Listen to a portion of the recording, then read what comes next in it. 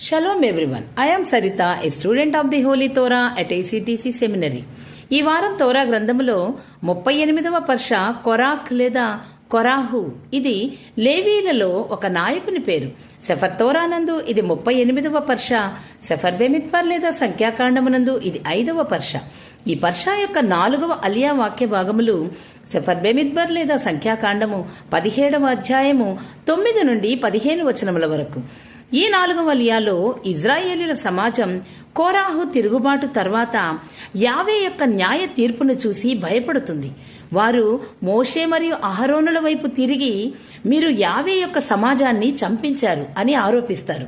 అయితే ఈ ఫిర్యాదు కారణంగా యావే సమాజంపై కోపంతో ఒక తెగులును పంపిస్తాడు. ఇది ప్రజలను చంపడం ప్రారంభిస్తుంది.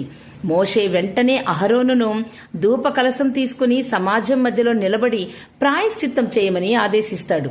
అహరోను యావే సన్నిధిలో ధూపమర్పించి తెగులును ఆపడానికి ప్రార్థిస్తాడు. అతను బతికిన వారికి మరియు చనిపోయిన వారికి మధ్య నిలబడి తెగులు వ్యాప్తిని అడ్డుకుంటాడు.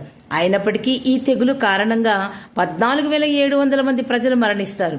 ఈ అలియా యావే యొక్క న్యాయ తీర్పు, తిరుగుబాటు యొక్క పరిణామాలు మరియు అహరోను యొక్క యాజకత్వ పాత్ర ద్వారా సమాజం కోసం ప్రాయశ్చిత్తం చేయడం యొక్క ప్రాముఖ్యతను నొక్కి చెబుతుంది.